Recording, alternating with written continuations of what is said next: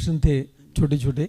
एक महाराज ये प्रश्न था कि जैसे आपने कहा कि जो प्रीचर होते हैं वो रिकमेंड कर देते हैं देख करके कि नहीं तो ये चला जाएगा छोड़ करके, और आजकल गुरुजी बोलते हैं कि अगर रिकमेंडेशन है तो वो दीक्षा तुरंत दे देते हैं।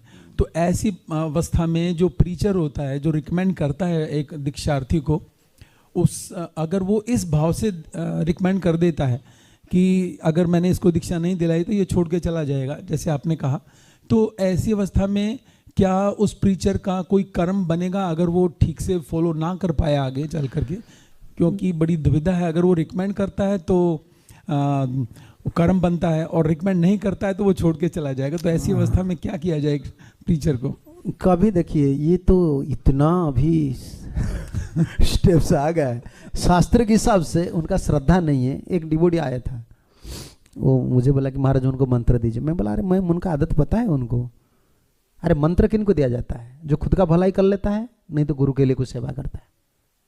अगर वो मिशन के लिए कुछ करेगा, प्रभुपाद के लिए कुछ करेगा, उनको मंत्र दे दो, उसका क्या नुकसान होगा? वो तो परंपरा के लिए कुछ करेगा, नहीं तो वो इतना नहीं कर सकता है। गृहस्थ आदमी है, खुद का तो भलाई कर लेगा, अच्छे से माला करेगा, झमेला नहीं करेगा, उनको ये मंत्र दे दो तो आपका तो कुछ भलाई कर लेगा।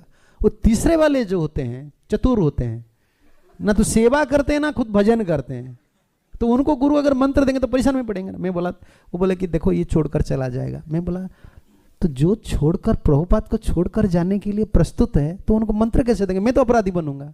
वो आज ऐसे बोल रहे हैं तो कल बोलेगा मुझे ब्राह्मण दिखाने दे, मैं छोड़कर चला जाऊंगा। तीसरा दिन बोलेंगे कि मुझे सन्यासी नहीं देंगे, मैं छोड़कर जाऊंगा। जो छोड़कर जाने के लिए तैयार है उनको मंत्र क्या दे? वो तो छोड़कर रखे हैं, ये तो गुरु को छोड़कर रखे हैं। ऐसे नहीं, हम पहले तो इतना होना चाहिए कि उनका एक लॉयल्टी संप्रदाय का ऊपर, आचार्य के ऊपर रहना चाहिए, इतना अंडरस्टैंडिंग रहना चाहिए डिवोटी लोग का। तो ऐसा नहीं कि हम रिकमेंड कर देंगे उन लोग का कोई निष्ठा नहीं है, कुछ नहीं है, तो फिर वो क्या करेगा? अपराधी बन जाएगा। नहीं करना चाहिए। तो क्या करते प्रीचर लोग बीच बीच में फंस जाते हैं, वो नामहट चलाते हैं, वो सबसे बड़ा लीडर है, अगर ये बंद हो जाएगा। ये देखिए इंस्टीट्यूशन इतना बड़ा चीज होता है ना, उसको बैलेंस करना बहुत मुश्किल होता है, बहुत मुश्किल होता है।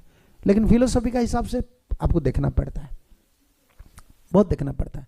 एक मैं उदाहरण देता हूँ, इंस्टीट्यूशन चलाना कितना मुश्किल है। भक्ति सिद्धांत ठाकुर का टाइम में ये बात है। ठाकुर जी जब थे, एक गृहस्थ डिवोटीज थे, लेकिन ठाकुर जी को बहुत मदद करते थे, बहुत मदद। स्पेशल प्रिंटिंग, किताब प्रिंटिंग सब हो रहा था, बहुत पत्रिका निकलता था ना उस समय, गौड़ीय पत्रिका निकलता था। लेकिन सन्यासी लोग जो थे ना, उनको पता हो रहा था कि वो कुछ गलती कर रहे हैं, पैसा वगैरह इधर उधर कर रहे हैं, प्रॉपर अकाउंट नहीं रख रहे हैं, उनको निकालना है। ठाकुर जी का सन्यासी लोग सब बढ़ गए, उन ठाकुर जी को बोलने लगे उनको निकालना है, नहीं तो हम लोग स्ट्राइक जैसा है, हम लोग कुछ नहीं करेंगे।